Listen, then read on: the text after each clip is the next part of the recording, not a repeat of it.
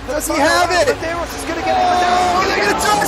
He haven't got it! He's on the outside line though, going into the fastest corner on the circuit. Surely this can't work. Dominic Ligner has got a sensational run outside line now though for the heavy braking zone. Around the outside goes the Audi R8. Look how much Miller's come back into play. Exactly, Miller's still such up. He's not on second and change. All of a sudden, Miller's back in play. Can Barry do it? Big Barry's going to do it! Big Barry!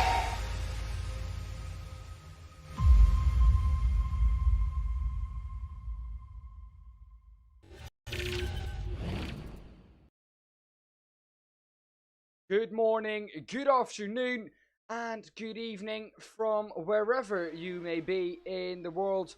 Welcome to round number 7 of the Radical World Series Americas, live from Suzuka in Japan. I welcome you together with Dean Biggles in the commentary booth.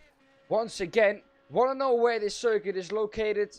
It is in Prefectura in Suzuka in Japan, of course Suzuka we know, but Prefectura, I hope I pronounced that correctly, probably not, don't know my Chinese words too well, but that is where this circuit is located. Opened in September 1962 with a total of 18 corners, 10 to the right, 7 to the left, length of 3.6 miles, 5.8 kilometers. It's a rolling track, and with a quickest lap time of 1:30.983 set by Lewis Hamilton back in 2019 during qualifying for the Formula 1 Grand Prix in his Mercedes W10. What a car that was. Today, during qualifying, I don't think we will get too close to it. Talking about qualifying, Biggles, it is already for us time to, well, about get into qualifying. Yeah, it's about time to get underway, of course. Welcome, everybody, to the chat. And if you're watching, of course, it's the SR8 Americas. And Dan, I'll have to pick your brain on that one because we have an SR8 European one. Did you cast that earlier and give us the information of what's... This is what I love about it, because we almost get a recap, or basically a heads up, isn't it? A preview to the future of how the Americas are going to happen, according to what did happen on the European one. The European one was a battle from start to finish, but they did have some difficulties with overtaking, as is very, well, common on this track, really. It is a great track for close racing, but for overtaking, not so much. It has very tight corners, not the widest track on the calendar too. So, some difficulties with overtaking, but it was close throughout the whole 30 minutes of the race. So, with that, I think we're up for a spectacle, and let's hope that these boys can find something magical in terms of how they overtake people. Now, close sounds good to me. Close just means, yeah, you're so right up there. It's a matter of finding an opportunity for somebody to either make a mistake or you seize the opportunity when you can seize the opportunity. Well, for one thing, best way to seize an opportunity there, Dan, is to get that car on pole position. So take a look at how the championship is lining up, especially in the Drivers' Championship. Stephen Place is ahead of Diego Zuccarelli in P2 and Lucas Vieira in P3 out of Scotty Gallagher in P4. Scotty, of course, always starting from the back, not qualifying. Still being a P4 in the championship, I think, doing pretty well there. Manuel Solozano in P5, ahead of Joel Jacklin in P6. Arthur Condalis in 7, ahead of Diego Schneider in 8. Juan Moncada in P9 out of Charles Krosic, rounding off that all-important top 10 where you want to be at the end of the championship, because you do want to go to the finals. Eric Harman in P11 out of Richard Horn in P12. P13 for Nathan Brumby ahead of Matthias Moraes in P14. Jason Duckworth in P15 ahead of Johnny Hamby in P16. Patrick Hingston in P17. Kansas Country in P13. Or P18, excuse me. And then last to round off the championship, this 19 driver strong championship, Rich Price in P19 on 28 points, but all rather close at the top of Team Championship 2, Biggles, because it's not only the driver championship, as you see Diego Zuccarelli in the background go wide. That is his qualifying lap gone. Bardo Vito Motorsports is ahead of Team Redline, Can AM Racing, Event Matrix in P3, Elite West Racing in P4, and Race Pace in P5. Now, realistically, Biggles. At the top of the team championship, it's only Bardovito and Team Redline fighting for that overall victory. Yeah, you're right. And those two team for the championships, but also to the drivers' championship. That is close, mate. The top 5, top 6 are separated by a couple of race wins, couple of fastest laps, and job done. Really, at the end of the day. So, championships heading up, as well as Lucas Vieira. He's got all those lovely purples underneath his name. Currently, the 10 machine. So the Brazilian, looking like he's loving everything is bigger and better in Japan. Well, the average train delay here, I believe, my friend, is about 16 seconds or something like that. So you can imagine that's about a pit stop, isn't it? Even less than a pit stop. Yes, for sure. Especially in these cars, not Formula 1. We've seen that this weekend too. Spoiler alert. You're lucky I just watched the highlights on that one. I've been busy, mate. We've been casting during the Formula 1. Lucas across the line. Bingo! 133.417. That's going to be a tough time to beat. Well, don't know about that one. This is his first lap, and as we know, Biggles, this car gets into his own the further on you get into this qualifying session. And this is only the first lap, so the next 2-3 laps really are going to decide where you're going to be. Now, with the time that we have, I don't know if the drivers are particularly going to have time for 3 more to complete all of their 4 laps. We're running about 153s at the moment, so the drivers are going to have to wring the neck of the cars, really get time to do that. But it's going to be close for Suzuka Rally 2, who we are looking with at the moment. Lucas Vieira, there he is. On that well, just remember, Dan, if you are going to go back to the Formula 1, of course, the qualifying session, yeah, anything can happen, right? Red flag, bang, you can't get another banker lap in. Fortunately, it's not going to happen in iRacing. Lucas just bank another one. And guess who we missed out there in the chat? You are definitely a little late on this one, CJ. Did you have any problems with traffic getting in here? But we're loving to have you back here. CJ, out there. Traffic jam. The man behind, Lucas, a little bit of an error too on third sector, but should be an interesting race. G'day, CJ. Just feels like we don't have a motor race, do we, here for the SR8 Americas without CJ? Well, yes and no, because in the end, even if CJ is not here, the drivers will be racing out on track. However, it will feel different here up in the booth, for sure. CJ always a big part of the stream, and we appreciate him for being here, of course, every time. But yeah, like you said, the drivers will still be racing out on track. However, it will feel completely different compared to how it would normally feel, because of anyone really, well, I would have you to talk to, but wouldn't really have anyone else in chat to talk to, so the dynamic would be a lot different. To cross the line for Schneider for the first time, of course, second time round this time, but he had a little off track, of course, coming out, I think, of Dunlop. It was Dunlop, got a little bit of an exit error, went too wide in the end, had to bail out of that one. First lap time on the board for JP Schneider, a 1:04.15. That is about a second slower than Lucas Vieira at the front. We still got quicker. But one Moncana could be the one that could be doing the position one, perhaps. Sorry, we're going back to that interview, of course, that happened with one Montoya. If you say one twice in a sentence, that's the first thing I think of. You can say one many times in a sentence, my friend, but I won't do it to one Moncada. And yeah, CJ at that. How do you like your sushi in Japan? Which is your favorite Japanese track too, as well? I mean, Suzuka, Fuji. There's many great tracks around here. Japanese love their motor racing, of course. Absolutely fanatical. One of the best fans in the world, I'd have to say. I would say for me personally, it would be Fuji. And that's purely because, well, it's the first track in Japan that I came in contact with due to endurance racing.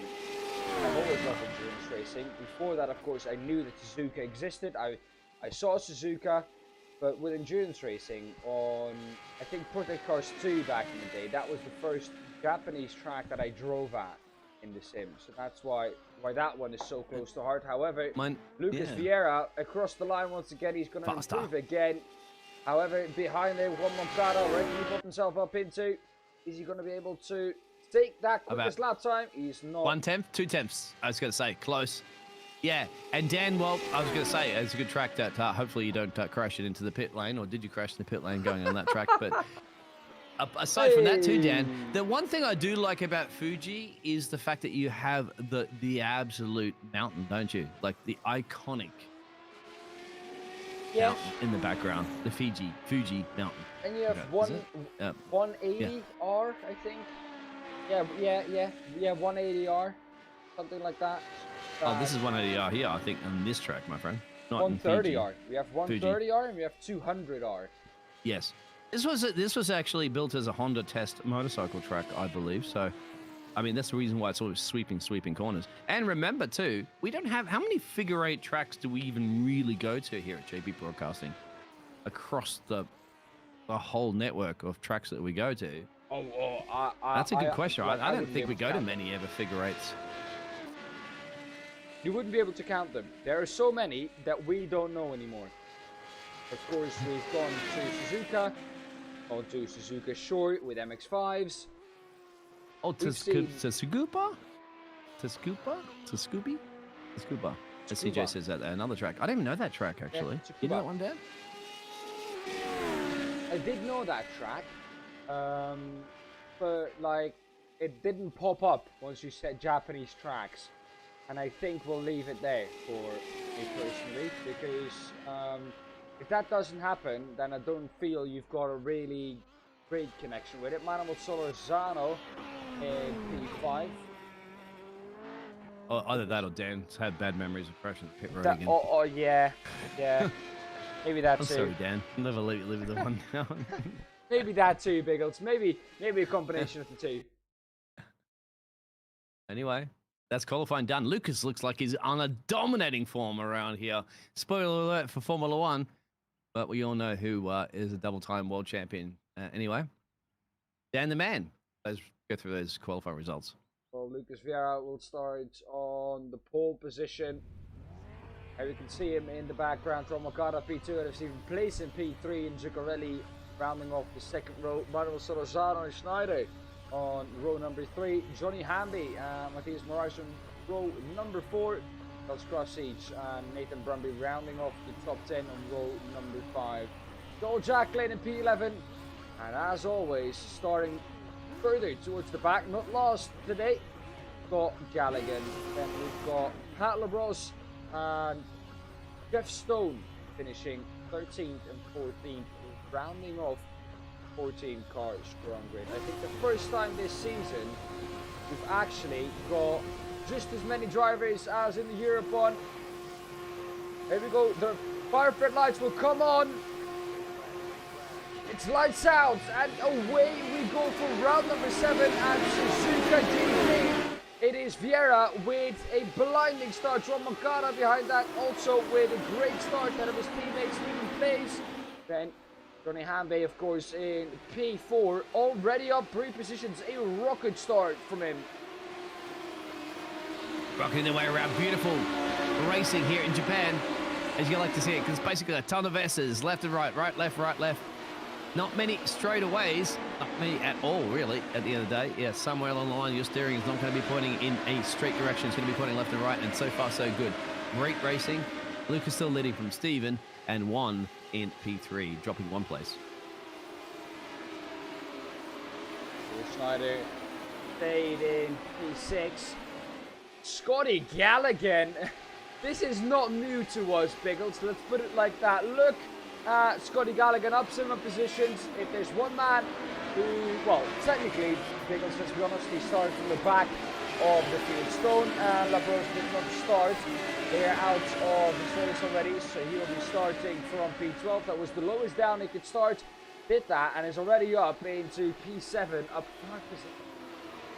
What are you doing, Aussie, my friend? Scotty's in town, of course, the 666 machine. Doing what he does best. Gaining positions. He's almost like a Max Verstappen, isn't he? Has he gotten a flying start again? Here we go. I bet you put him on this. Pulls Look at over this. to Goes the right-hand side and look at that. Bingo! Has he got that double launch control that they had in F1 back in the day, and they accused everybody of cheating with the launch control? Further back, we saw that. What's that? 1, 2, 3, and 4. That was, I think, Matthias Moraes with Manuel Solorzano who made contact down in the turn 1. No harm, no foul. Both drivers able to continue. No, I think he said it earlier on. I think that was Charles Karosic who went off the track there after that start. That's what I wanted to look at too. Hard into the wall. And in the end, that has put him back to 12th and probably out with a chance at any great result here this evening because that car didn't look too good. What I wanted to say, Biggles, is, well, Scotty Gallagher, he said it earlier on in the season. I think the guys ahead of him don't have a clutch to start this car with. And that always makes it look like he has a flying start. But if you look 2 rows further up the grid, he actually has a pretty... His start is still pretty decent, or better than... Well, if you look at 2 rows ahead, 3 rows, even at the pole roll. But it is not as quick compared to them as it is to the 2 rows ahead of him. He's got the kangaroo start, mate. He's like a room, bang, jump. He can jump a couple of cars, just like that. There we go. Now we know it. Now we know. Biggles has said it. Aussies, they have a kangaroo start in every car. Jump start. What is jump start? Kangaroo start. I'm all for it. There you go. We're going to coin that one now. I didn't even think I thought about that for a second. Yeah, you know what I mean? You know, some Mark Webber and Daniel Ricciardo and all that, they weren't really the best race starters. Alan Jones back in the day as well. But yeah, forget it. Oh, Scotty's the new man in town there for the jump of all jump starts, of course, without actually getting a penalised for it, just jumping everybody else napping on that one. But nobody's napping Lucas Vieira, who was strong during the qualifying performance, just dominated lap by lap by lap. And at the moment, it's up to Stephen whether or not he wants to take a place from Lucas Vieira. And that's your battle for the lead. Plays leader in the championship. In the Europe once, of course, 1 week ago at Daytona, he was nowhere to be seen. And then all of a sudden, Biggles, he popped up in the Americas and had incredible pace. So, very much, I think, using the Europes at this point in time practice for the Americas, because with leading this championship, he could well be a regular season champion. Well, looking strong, of course, but the biggest problem right now, well, not really a problem for them, but the problem, of course, for one Moncana is this kerfuffling of cars that's happening behind him there. So Diego Zicotti and Diego Schneider, so all the D's are in here, as well as the Dan and the Dean in the commentary box. And Scotty's going to start catching them very soon. It's about 1 second to change down the road there. Let's see how it's going to pan out. But that is where the highlighted battle is currently for the P4 position. We are 25 minutes left on this race. Now, Dan, can you explain about whether the 10-minute rule is going to apply to this one? We're going to shorten this race a little bit. Say again, sorry? You're going to shorten this race a little bit from the 60-minute down to the 30. No, this is our regular 30-minute sprint race. 30. Okay, thank you. So, I'm so confused, mate. So like this we is like a always day. do. Sunday's a motor racing day with the F1 and everything that's going on. I can get a little confused on that one, so I do apologise. That's CJ will be on top of that one. So, Easy sorry, to do. CJ. No, we alternate between weeks. So 1 week we run the endurance format, which for the Americas is 1 hour long, since we don't have a big turnout like we do in Europe, one with about 28 drivers, 30 drivers. We usually have about 15 max. So they've shortened this one to an hour, which was 1.5 hours before. And then the week after, we have the sprint format, which is 30 minutes long, no pit stop included. Just 30 minutes of flat out pushing, trying to get as many positions as we can. And then the week after, we go back to the endurance format again. And then the week after that, we're back to the sprint format. So this week was a sprint week.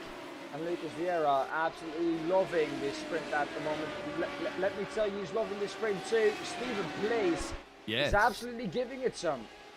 He just got the fastest lap too. He showed about 2/10 off Lucas Vieira. And speaking of pit stops, of course, we did have a recent pit stop from one of the drivers there, and that's Matheus Moraes. So I'm not sure if he had a little bit of an incident there somewhere along, a tangle with the wall, but yeah, you don't need to take a pit stop, my friend. You don't need to take a pit stop in a 30-minute shootout. This is just flat out to the end. Scotty Gallagher in P7 can't really make any headways after this. Gonna have to try and catch up to Schneider, Zuccarelli, Hamby and Moncada ahead of him. If he can catch up to that battle, he's immediately caught up to the battle for the podium too. Which, I mean, Scotty Gallagher, being in the championship position that he is in at the moment, wouldn't be bad. Now, I'm going to look forward to seeing him race in the finals if he does finish in the top 10, because I want to see what he can do if he starts from a normal position and qualifies, because he's always super quick from the back. So I have a feeling that if he starts from the front, he's very much a contender for this race victory. Yeah, I got a feeling that tonight's going to be a good night there, perhaps for Scotty, but he has to pick up his pace a little bit because he's lapping about just half a second slower than the race leaders. And Stephen Place has put another banker of a lap down there. He's trying to crawl that lap in. He's trying to crawl in Lucas, but the main screen, what you're seeing, the main action on the screen, of course, that battle has been brewing for P3 for some time. And look how close Zuccarelli is. You said it's very difficult to overtake right here, Dan. Where would you try? It'd be bold and brave to do it. Not through any of these S's, Biggles. Not through the anti-bank curve. Not through Dunlop, corner that they've just gone through. Not into any of the Degners that they're going through right now. Really, not anywhere in Section 1. Maybe down into the hairpin that is now coming up. The corner after this one, however, is a tricky one because you just turn to the right here, which ruins your setup for it. And no one can dive down. Oh, no, he's going to be getting him. He's going to snap him, oversteer that slump of a break and bang, just like that. Hamby, unfortunately, Johnny has made a little mistake and he's getting snatched up at the moment. Even Scotty's going to pounce on this one now. Now, where is Scotty going to pounce? This is now coming in to Spoon. A good exit needed here. Yeah. It's a tight corner, remember, into it of a long runaway. Not too many long runaways here in Japan, but certainly take advantage of any of them you have.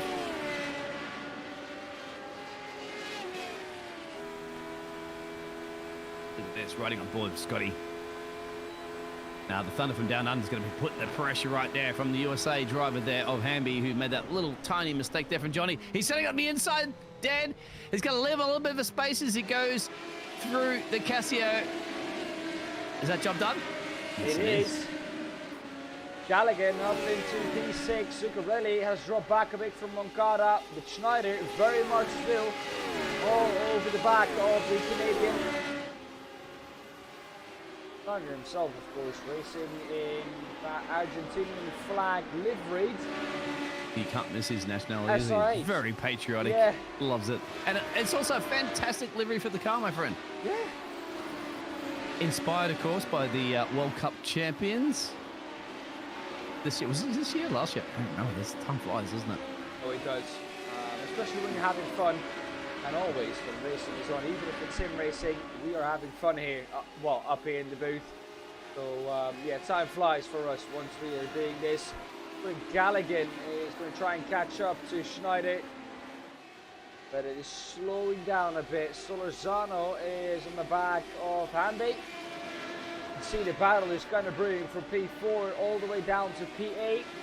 Oh, we have Stephen Place trying to get close to Lucas Vieira. A little bit of a lock-up from Hamby ahead once again. That is not Hamby's favourite corner so far.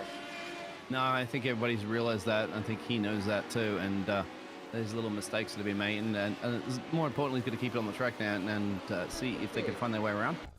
Great to see. Great battle, of course. So P4, P5 position has always been heated up. Let's have a little replay here. This might be our answer why Matthias Moraes went into the pit lane.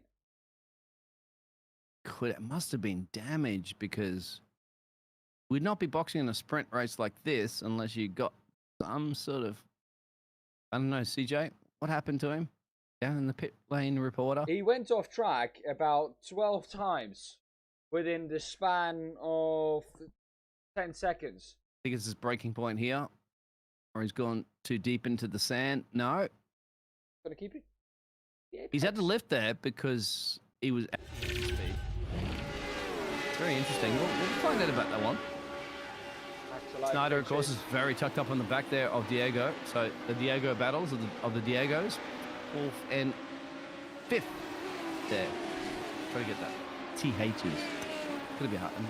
Dutch, you guys do it. I don't know if you do the task better than what we do in English. I am Swedish now, so I couldn't tell you. You can't speak Swedish yet.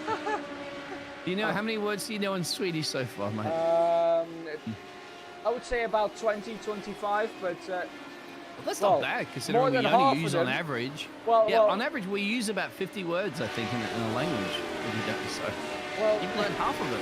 Well, the thing is, I think that more than half of those 25 words are words that we can't repeat on stream.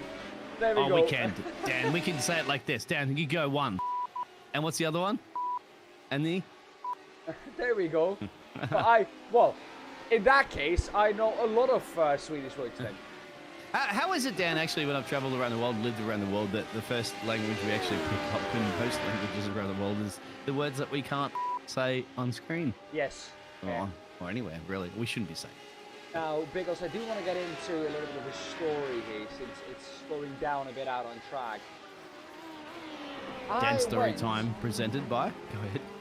I went to Montauk Park, which is about 1 hour away, 45 minutes from where I am located right now in Sweden, for the spring events. GT4 Scandinavia was there, Formula Nordic, so was the Radical Championship. That was also there with the Radical SR10s and the Radical. So you got to see these babies on track for real? Not these ones, sadly. I didn't see SR8, which I was a bit sad about. I love these cars, and I think they look fabulous, and they sound Kim better. Snyder's got past that. Dan, sorry to cut you off that one. Probably get show back in the replay of that one. Is off. Yeah. Oh no, Zuccarelli, what have you done, sir? That's not off. That car's blowing. What have you done, sir? He's cooked it. The gearbox of the engine, something's puffing out there, and it can huff and puff and half of your way around the track, my friend, but I don't think you're going to be able to get too far. Dan, I think he enjoyed your story so much that he huffed and puffed. Let's have a look at the replay on that one.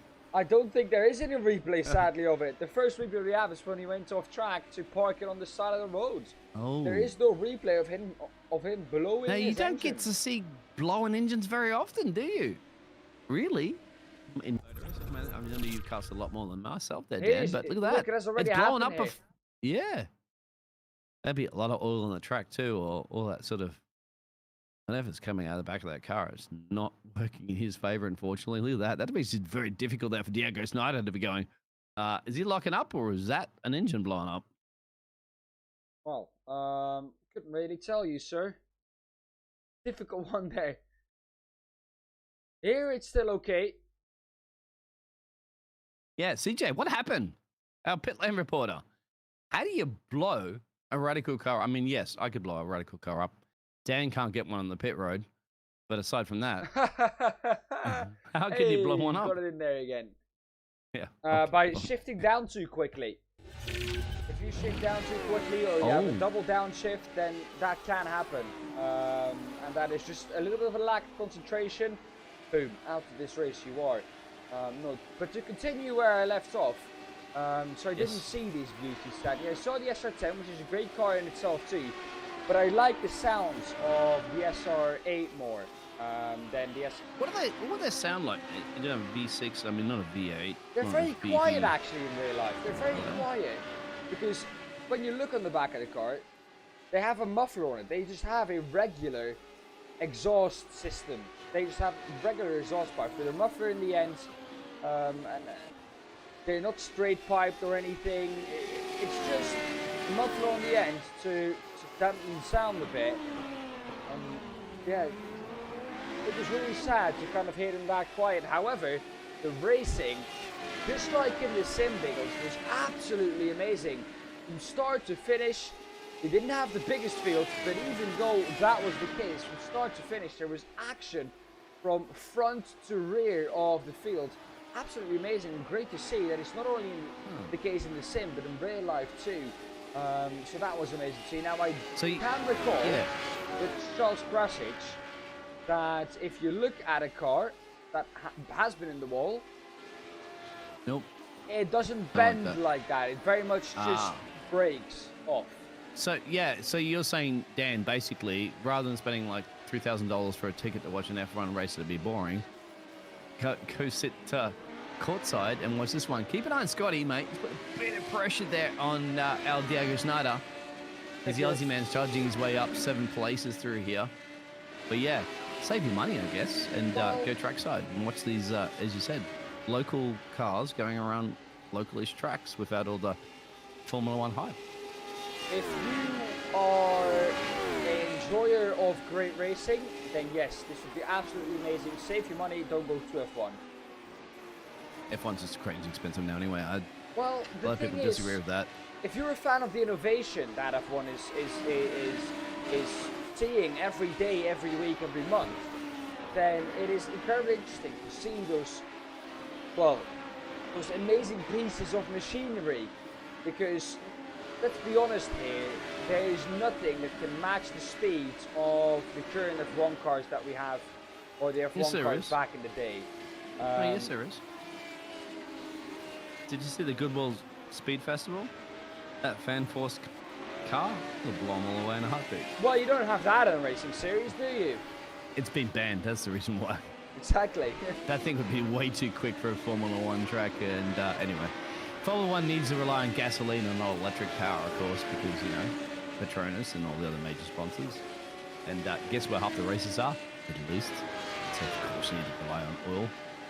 They're trying biofuels in the future, mate, so I'm not sure how that's going to pan out, sponsors. But anyway, back to the Radical Americas and back to Stephen Place. Still hovering about that 1 second away from Lucas Vieira, as well as Scotty's trying to make his way on Diego Schneider. Now, Scotty's got some pace, but, mate, lap times aren't in the low 53s, which is exactly what leaders are doing. So, don't think Scotty's chances of getting a first place is going to be for grabs at the moment, especially when Stephen Place is putting in fantastic laps, a little bit quicker on Lucas Vieira every single time, but one thing to catch, another thing to overtake. I think it's the same thing that we saw with Sergio Perez. Spoilers here for everyone, just so turn your volume down now. If you don't want to get any spoilers. Perez was quick during this Grand Prix, but he didn't quite have the consistency, and I feel like that's the same with Stephen Place at the moment. He has those 1 or 2 laps where he's really quick, but consistency is a bit of an issue for Place at the moment compared to Vieira. Vieira can be within 1/10, and Stephen Place is within 3/4 of his quickest lap time. You can't be comparing the, spoiler alert again, Formula One race recently in Miami with a huge tyre difference when Max went completely different strategy, slipped over to the mediums. You know the medium tyres, softer compound, has more grip. On the hard tyre before, which were 34 laps old. And he was a sitting target at that point, mate. I mean, he put up a great fight, no doubt, but what are you going to do against a fresher medium tyre runner, especially like somebody like Max behind the car? Yeah, and he was a sitting target. Perez, if they were on equal tyres in equal laps, that would have been something to look at, but at that point. I think Verstappen would have still got past. Because maybe, but it would have been, I mean, it wasn't like Perez was not trying, because Perez was on a completely different tyre strategy, and this is the way it panned out. Well, it wasn't like Verstappen wasn't matching the lap times of Perez on 14 lap old cards. Verstappen was on a set that was 37 laps old. Yeah, you true on that one, actually, so that's another thing to look at. He got himself into that position, but we won't talk about that too much, because if you talk about F1, well, it's a downward spiral from there on in, because the amount of controversy that has happened the last 2 weekends in that Red Bull team, especially with teammates. Lucas is just it's a rabbit hole. So let's not go into that. Stephen Place in P2 has just seen Lucas Vieira go to the quickest lap so far, and has just lost about 5/10 to the Brazilian. A 52.82 by Lucas Vieira. There we go. He's kicked it up a notch, hasn't he? Yep. He's got the radio call. He's like, okay, let's deploy some of that energy. You're going to have, of course, these machines do not have all the goodies that they do have, of course, back in Formula One that we're talking about, but we're going to go back, obviously, on the Radical series. And yes, so it kind of get the call up, doesn't he? Like, okay, Stephen Place is catching you. Got down, Stephen got down about 7/10 there. And Lucas got the call up, and they started putting more of these banker laps in. But, Dan, you know that when you're pushing to the absolute limit, mate, you're now on the bubble of a mistake. So how much does he need to push with that almost 2 second gap, 8 minutes and change to go? I would say if you get to 2 minutes to go with about a 2 seconds gap, he can let off a bit. But this gap, he still wants to increase it a bit. However, that curb is so dangerous. If you go over it just a little bit too much, it spits you out to the outside and it kind of grabs you off the track, spins you around and into the path of a very quick Stephen Place behind him. Stephen Place with the gap that he has wouldn't really have a lot of time to react to that. Apparently in the chat there, CJ's called out there that Jacqueline gained a bit of time there in Bromby, which is correct if you're looking at your timing there. It's 1.2 seconds. But the battle is also brewing for P4 and P5, just behind one. Now, you got to say, Juan Moncada has been holding off a ton of drivers here this evening. Everybody's been challenging for that P3 position. He's been strong and held it after he lost that one place position to Stephen's place after qualifying P2. But he's been strong. But I tell you what, how much can he hold up against Diego Snyder? Is going to be really putting the pressure down. The Argentina driver is going to be very close there, Dan. Keep an eye on that battle. The P4 battle brewing up. P3, P4. This is going to be very, very spicy. As James say, get your popcorn, sit back and relax. It's going to be a great show. Stephen Place, what can he do? He was very much closer to Vieira, but I feel like Vieira was managing in that first part. He's now kicked it up a notch. Place seems to struggle a bit with tires at the moment. Has dropped down some time in terms of lap time too. J.B. Schneider is on the back of Moncada, and this is for the last podium spot here. This is what I was talking about, Dan. Yeah. The Argentinian sunshine on the back there. But Juan Moncada has not been yielding anything so far this race. He only yielded at one place at the start, and that's it.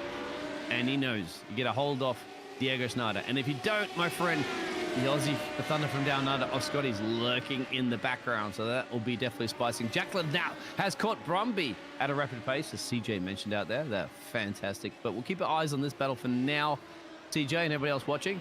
Because Diego Snyder, let's go on board there, Dan. I want to see how it feels to drive a radical car, especially in the dirty air of one up the road.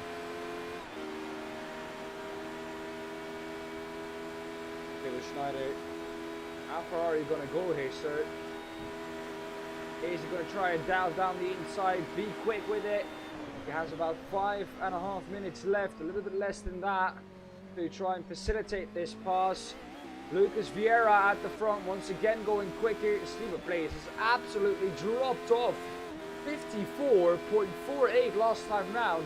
He's going to have to watch out that Moncada isn't going to catch now. However, he has about 8.8 seconds to the driver behind.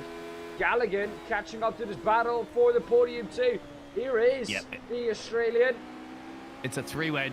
Look, go on board with Scotty because you can see the two cars up the road there. He could probably take a 2-for-1 special, but you've got to be very, very careful at doing it.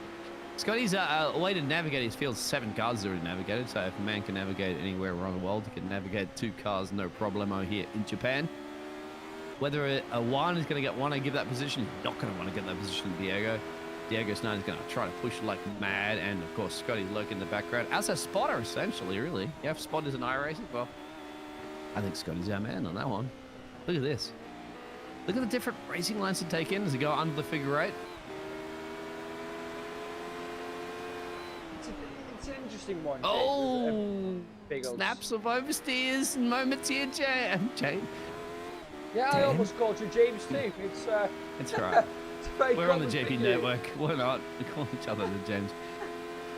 It's yeah. Well, we have a Juan, a Diego, and a Scott on our pitches. Look at Diego. Look at that. Look at the exit speed. But then he scrubs it off as he swings the steering wheel, 3rd gear. How do you feel too if you're like in the middle of this sandwich, mate? As a driver, you gotta be looking forward, looking backwards. You've got to be looking more forward now. Opportunity, perhaps, Dan. What do you reckon? Got to tuck in behind here. Oh, here we go with the drone cam. Let's take the drone footage with Diego Schneider. He's going to have a look down the inside. Scotty Galligan, though, is going to do the switchback on him. That's going to scrub speed big time. Under massive attack there from Scotty. He's going to get a good exit down the main straightaway to start lap 16 for these drivers. What's going to happen? This could have actually given one a little bit of breathing space here. Scotty's going to go for it now. you don't go around the outside of turn 1. You put yourself, well, on the goal line already to put you out of this race. Most of the time, you put yourself on the penalty spot. But in that corner, if you put yourself on the outside, you put yourself on the goal line. That is an unmissable chance, as we say in football. But yeah, you put yourself at so much risk, especially through turn 1. You don't want to do that. I wanted to see it, but of course. We love to see the it. Australian drivers are a little bit more clever than I am. And just building up the hype there. Dan. Well, we love to see it. We love to see drivers take a bit of a risk. In the end, the drivers didn't we see like Max it. Verstappen and Lewis Hamilton try to run cops one time? Oh, yeah. So that one panned out. Hi, mate. Yeah, that was one. Hey, you're not British, mate. What are you saying? God blimey. You've been hanging around the JPB Broadcasting Network too long. Well, there's never such thing as too long, I think. Joel Jacklin on the back of Nathan Brumby. That gap about 3/10 for P7 in the race. It's damn hard to overtake around here, isn't it? Like, Yeah. Like, it is very difficult, as you mentioned earlier at the top of the show. Hey, I don't lie when I say things. Sure. You're If a I race say driver, it's man. hard to overtake, it's actually hard to overtake. It isn't any nonsense. It is completely Scotty's different. dropped 3 seconds back to Snyder, who's still in the back there of the P3 there at 1. So Scotty made a mistake. Big time. So as I say, Scotty's chance of getting a podium is pretty much done and dusted right now. What happened to the Australian? He's gonna underbraking. Yeah, bye. And a spinneroo. Scotty. You It's all right, bye. spin me right round, baby, right round. Like a color hanger 6-6 machine. There we go. Continuing the improv show on this one. There we go. Snyder, but he can smell, he can taste the champagne foaming at the moment for a bit of champagne. But I think Moncada is going to just deny him the opportunity on this one. This is going to be a fantastic battle. I think the battle for P1 and P2 is pretty much done and dusted on that one. But the battle for the 3rd place podium is here, right here, live and now. What do you reckon out there, CJ? The man that can predict the future of anything? A walking Wikipedia, a walking... Oh, he is. A walking crystal ball. He's everything. He's everything for us here up in the booth. Of course, a bit further back, it is Joel Jacklin still on the back of Brumby. However, this is the closest battle we have on track. Also, we need to keep in mind. Last lap of the race. Lucas Vieira is going to come through to take the victory in just a moment time. He's now on the run up to 130 yard. Diego Schneider is going to need a good exit Lucas here. can hold off. Hold off, Lucas. We're going to see these pictures of this battle. We'll get back to you in a minute because you're about halfway through the track at the moment. Diego Schneider's last possible chance here. But we go. Lucas, we're going to have to go to you. Well, Lucas Vieira did everything he needed to do. In the end, Stephen Places dropped off a bit too much during the middle parts of this race, and Lucas Vieira comes through to win once again. And Snyder might have got the position too, Dan. We'll get the replay of that in a second. Yes, it's happened. It's not. What? No, it's not. He's backed off the speed in an incident. Stephen Place has that 2nd place. That's done and dusted on that one. But, Dan, I don't know if you get a chance to go back to the replay of that one because something just brewed up here in Japan between those two drivers. It must have been close. He got the overtake done and then something happened. Contact maybe. Here it is. Too deep, Casio. Yeah, too deep. Oh, yep. He went for it. Risk it for the biscuit moment. There it is. So, Lick the stamp one and send it. held off. Lick the stamp and send it, Biggles. Yeah, Yep. it didn't quite work out. Now, behind that, Joel Jacklin, also behind Nathan Brumby. Like I said, difficult track to overtake, and Joel Jacklin, Diego Schneider, Scotty Galligan, they all found that out. Most of the position gain for Scotty Galligan came at the start was P7 by the end of lap 1, then gained 2 further positions for Nathan Brumby, and Johnny Hamby had to, well, they had to settle for P6 and P7 behind Scotty Galligan. And Krasek had a couple of off-track moments. We didn't get a chance to show you too much there, Krasek, but I'm pretty sure you're happy. We didn't show you too many off-track moments there. So just Charles Krasek didn't agree too much around Japan, but there it is, and there are your results. And I think we've kept CJ's speechless out there. Dan, results. Lucas Vieira in the end is going to win ahead of Stephen Place. Didn't quite have it, Stephen Place, during the middle part of that race. Dropped about 2 seconds in lap time. Found that lap time back in the latter stages of the race. In the end, the middle part of the race meant that he wasn't in contention for the victory anymore come the end. Juan Moncada in P3 had a Diego Schneider P4. Buddy Gallagher in P5 had a Johnny Hamby in P6 and Nathan Brumby in P7. Joel Jackley P8 out of Manuel Solorzano P9. Charles Grashens P10 out of Diego Zuccarelli in P11. Then P12 Mateus Moraes and Pat Labros Stone will start this race.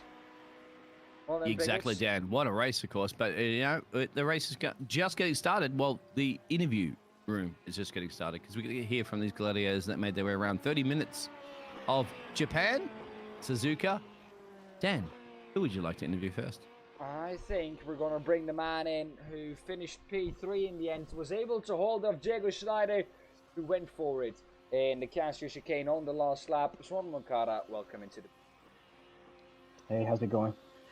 Yeah, we've been great up here. You guys gave us a great spectacle to look at. One, of course, under pressure from Diego there in the last stages of the race.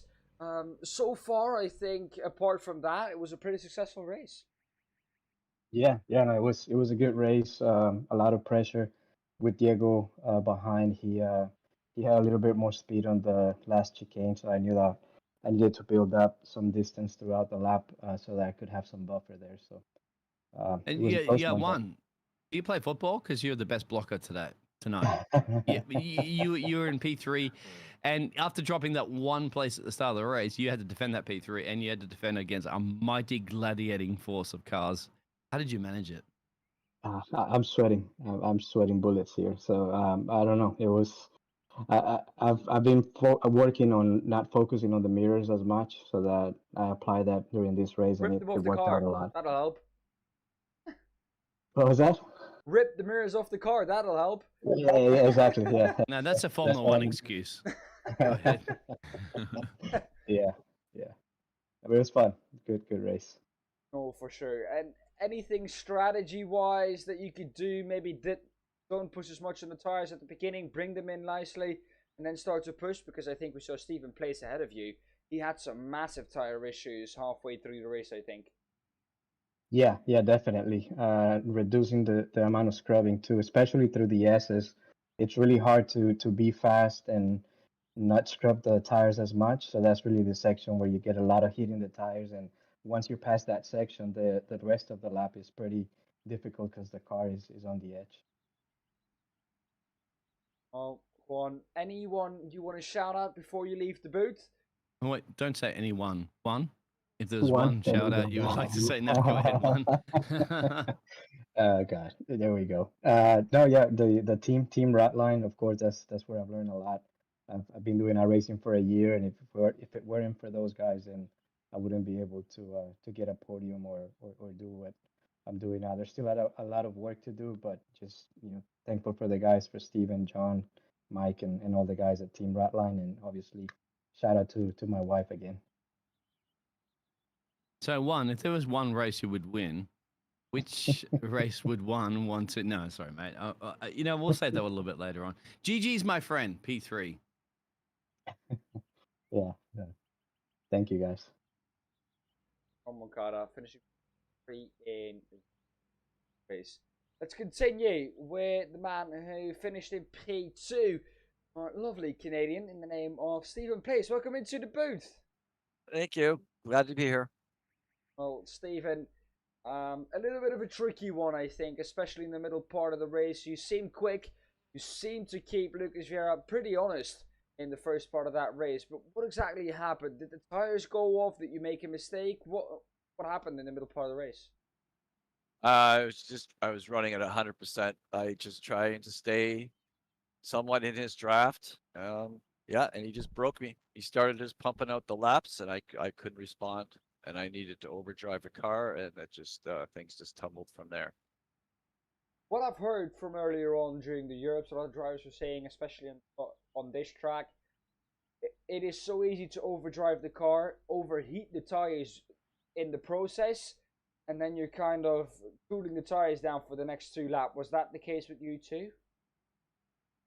Yeah, when you start running to the front, all these little things matter, and yeah, just not trying to get too much of rotation in the car, sliding. That's the key to keep that in its operating window. But Stevie, I want to. Yep. Yep. Go ahead. No, you No, go ahead. No, you go ahead, mate. You're the driver, mate. I want to shout out to Juan. I'm quite happy for him to finish third. Yeah, it's. I'm more happy than that than finishing second. Hey, he's not. You are a driver, mate. Number one yourself. But I appreciate that admirable moment there. But Stevie, mate, you were shaving some time there off Lucas. You were getting quicker and quicker and quicker, and it seemed that the closer you got, all of a sudden Lucas had a little button to press and you go boom, bang, and get a quicker lap than you. What? Yeah, that's exactly what happened. He started just. I think he was just keeping to himself. He was just driving his own race, and yeah, when he pumped out the 152.7, that broke the camel's back for me. I was that was it. Yeah, and if I was your engineer, mate, I wouldn't even tell you that was a lap. I would deny you from any of the information. Just go, yes, you're quicker than him, so that you wouldn't know. And then because that also demotivates you, I guess, a little bit. But I'm just happy to. Yeah. I'm just happy to run somewhat of Lucas's pace, as I say every week. Just happy to compete with everybody, and it's just great to race against Lucas. Congratulations. Still keeping you on top of the timesheets there for the championship, so that's all that matters at the end of the day, doesn't it, Dan? Well, my question was, Stephen, going into now the last 3 races of the season, of the regular season, before we go to the finals, is your goal still to just finish in the top 10 and go to the finals? Or is it now, has it shifted to taking the regular season champion? No, I'm totally focused on trying to win the championship. Yeah, been putting the hours in. This is my chance. So I'm gonna make the best of it. Sounds like an Eminem song. This is the moment you have to shine. Dun dun dun dun dun. That's what I would be thinking as warming up on that one. Good on you, Stevie. Anyone you want to shout out to? No, Juan. Just want to say I'm really happy for Juan. We practiced together, and it was a good finish for him. So, and congratulations, and thank you guys for the great broadcast. Always. Oh, thank you very much, Stephen. Congratulations on your podium and your P2 finish. Go and party with the team. Woo. Stephen He's Place gonna party. finishing He's P2. A very happy Stephen Place, I think, Biggles. But move on to the big man this evening. He's dominant in this race. Lucas Vieira, welcome in. Hey Dan, hey Biggles, how's it going? Yeah, we are great up here in the boots. Well, Lucas, tell us, how are you? Because you were under pressure for most of that race from Stephen, but then all of a sudden it seemed like you turned it up a notch. Were you saving anything in the first couple of laps? Yeah, kind of. Yeah, I was trying to put a good lap together, and I was trying to push on the first S's, and was making silly mistakes like claiming the curb where I shouldn't do it, and I wasn't able to push much harder. But I started to say, okay, so if I keep these lap times, I know that I will keep the same distance with for Steven, so I start saving. And once I get it how to manage the tires to push a hot lap, I start to push mid race, and that's when I managed to open a better gap. I think Steven have some issues with the overcooking the tires, falling too closely, and that's what I managed a bit luckily. But yeah, it was fun race. Kind of a lot of pressure during the most of the race, so but it was fun, really fun. Lucas, it seemed so much fun from you during the qualifying performance. You went first lap fastest, second lap fastest, third lap fastest. It seemed to me at this point, nobody's taken Suzuka away from you, are they? And I think more importantly, it was you focusing on your race start, because we've seen what happens when people bog down the race start. Any major problems into that first turn, and after that, we obviously we heard before the battle with Stevie, but after that, mate, Was anybody going to deny you the race win in Japan? Yeah, I think Steven have a good shot, good chances. You know, he was super quick, and I will give. I actually wanted to enjoy this occasion to give a big shout out for him because it's so fun. Back in the officials, he was not that much quicker, and he's getting really quick right now since we start to race the SR10, now the SR8 again. And he's a really good guy. He's really improving his skills. So I not doubt that in a few seasons he will be much faster than he is right now. And I'm quite sure he will be able to win in championships and most races to come in the future.